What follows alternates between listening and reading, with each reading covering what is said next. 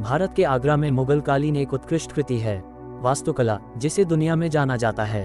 ताजमहल 42 एकड़ में फैला ये चमकता हुआ मकबरा सुंदरता का प्रतीक है, लेकिन फिर भी इसमें बताने के लिए एक दिल दहला देने वाली कहानी है। हमारे मोटिवेशनल एंड फैक्ट चैनल में आपका स्वागत है। दर्शकों, 400 साल पुरानी यह इमारत अपने समय की सबसे बड़ी और शानदार इमारत हुआ करती थी। अब इसे दुनिया का 7वां अजूबा माना जाता है।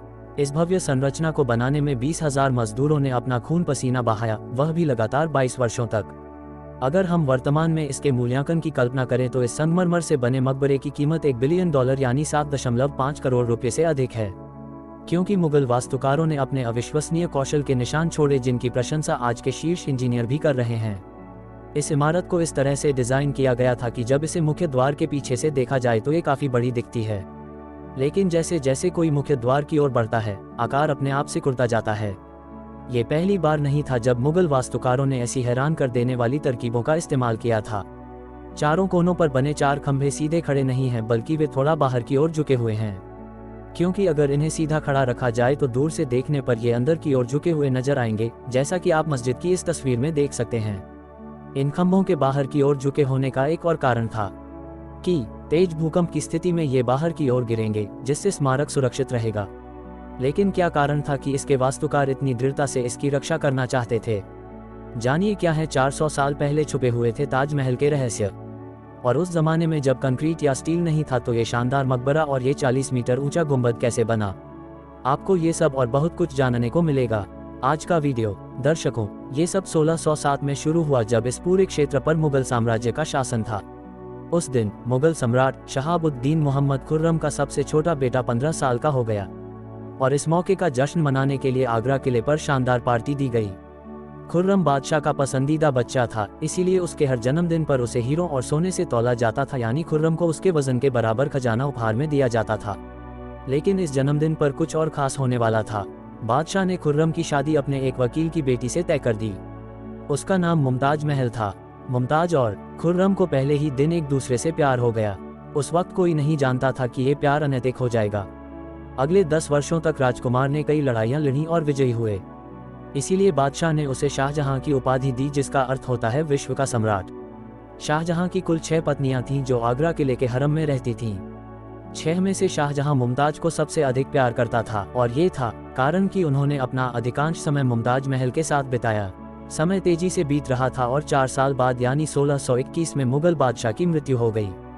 शाहजहां, जो मुगल साम्राज्य में काफी प्रसिद्ध था और सम्राट का पसंदीदा पुत्र था, वह 7 साल बाद 1628 में सिंहासन पर बैठा। पूरा मुगल साम्राज्य अपने नए सम्राट से काफी खुश था। ये वह समय था जब मुगल साम्राज्य अपने चरम पर था। मुगल साम्राज्य भारत, पाकिस्तान और अफगानिस्तान के कई हिस्सों में फैला हुआ था।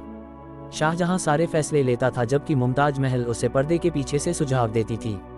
लेकिन किसी को नहीं पता था कि जल्द ही ये खुशी का दौर मातम में बदलने वाला है। सिर्फ 1 साल के अंदर सिंहासन पर बैठने के बाद मुगल साम्राज्य स्वयं को युद्ध की स्थिति में पाता है। अगले 2 वर्षों तक युद्ध चलता रहा और शाहजहां यहाँ भी विजयी हुआ। लेकिन इससे पहले कि वह अपनी जीत का जश्न मना पाते, उन्हें बेहद दुखद खबर दी गई। मुमताज महल अपने 14वें बच्चे को जन्म देते समय बीमार हो गईं और 17 जून 1631 को उनकी मृत्यु हो गई। संपूर्ण मुगल साम्राज्य शोक में डूब गया।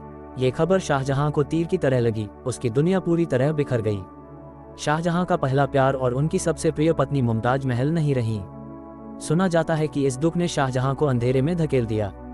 अगले 8 दिनों तक उन्होंने कुछ नहीं खाया और अगले 2 वर्षों तक न तो उन्होंने कोई संगीत सुना और न ही कोई इत्र लगाया। मरने से पहले मुमताज महल ने एक चीज की कामना की थी। वह चाहती थी कि उसकी कब्र दुनिया की सबसे खूबसूरत कब्र के अंदर बनाई जाए। इस कार्य और मुमताज महल की अंतिम इच्छा को पूरा करने के लिए शाहजहां ने अपना पूरा जीवन और धन समर्पित करने का निर्णय लिया। मुमताज महल की मृत्यु के 6 महीने बाद ताजमहल का निर्माण कार्य शुरू हुआ। आसपास के 20,000 मजदूर, मूर्तिकार और शिल्पकार थे। पूरे साम्राज्य से लाया गए पुरुषों की सेनाएं शाहजहां के आदेश पर आगरा में लाए गए। मुमताज की कब्र के पास यमुना नदी का किनारा था, इसलिए यहाँ दुनिया की सबसे खूबसूरत इमारत बनाना बहुत मुश्किल काम था। नदी के किनारे की जमीन नरम है और अगर उस जगह की खुदाई की गई तो पानी का बहाव ताजमहल की नींव को नुकसान पहुंचा सकता है। इस समस्या के समाधान के लिए मुगल इंजीनियरों ने कई कुएं खोदना शुरू किया। मजदूर तब तक कुआं खोदते रहे जब तक उन्हें सूखी मिट्टी नहीं मिल गई। फिर इन कुओं को चट्टानों और मलबे से भर दिया गया और इसके ऊपर पत्थरों के बड़े स्तंभ खड़े कर दिए गए। इस काम को अंजाम देने के लिए मजदूरों के साथ साथ हाथियों की सेना को भी इस्तेमाल किया गया। इस पर हर गुजरते दिन शाही खजाना खाली हो रहा था। शाहजहां को किसी बात की चिंता नहीं थी, वह तो बस इस काम को पूरा करना चाहता था। ऐसा कहा जाता है कि ताजमहल के निर्माण के दौरान इतने सारे लोगों को लाया गया था कि उनके कारण आसपास के इलाकों में भोजन की आपूर्ति कम हो गई थी। मजदूरों की देखभाल के लिए शाहजहां ने आसपास के क्षेत्रों से खाद्य सामग्री आगरा लाई थी। वर्षों की कड़ी मेहनत के बाद इमारत का मुख्य ढांचा तैयार हो गया और अब इसे संगमरमर से सजाने का समय था। ये संगमरमर आगरा से 400 किलोमीटर दूर राजस्थान से लाया गया था, क्योंकि यहाँ का मकराना मार्बल आज भी दुनिया का सबसे बेहतरीन मार्बल माना जाता है। शाहजहां ने मकराना के संगमरमर का पूरा लॉट ताजमहल के लिए आरक्षित कर दिया था, यानी जब तक ताजमहल की मांग पूरी नहीं हो जाती तब तक किसी को भी इस संगमरमर को खरीदने की इजाजत नहीं थी। हाथियों की सहायता से हजारों टन संगमरमर राजस्थान से आगरा लाया गया।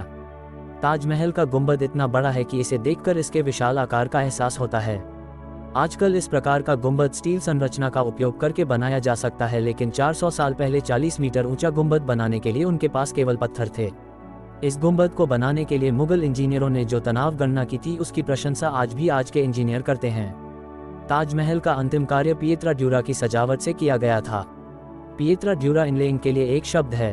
कट और फिट द्वारा संगमरमर के अंदर बहुमूल्य पत्थर।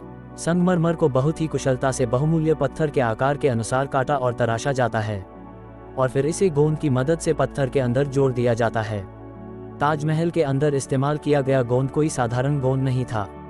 काफी शोध के बाद और प्रयोगशाला परीक्षण में पाया गया कि यह गोंद था शीरा, नींबू का रस और मार्बल को मिलाकर बनाया गया है। पाउडर नवीनीकरण के लिए उसी गोंद का उपयोग किया जाता है। ताजमहल का कार्य। खास बातों में से एक ताजमहल के बारे में यह है कि यह 4 रंग बदलता है। दिन में एक बार सूर्योदय से पहले ये काला रंग देता है। छाया। सूर्योदय के बाद इसका रंग हल्का पीला और चमकीला हो जाता है, गुलाबी रंग, और दोपहर में ऐसा दिखता है शानदार सफेद, जैसे कोई सफेद मोती चमक रहा हो।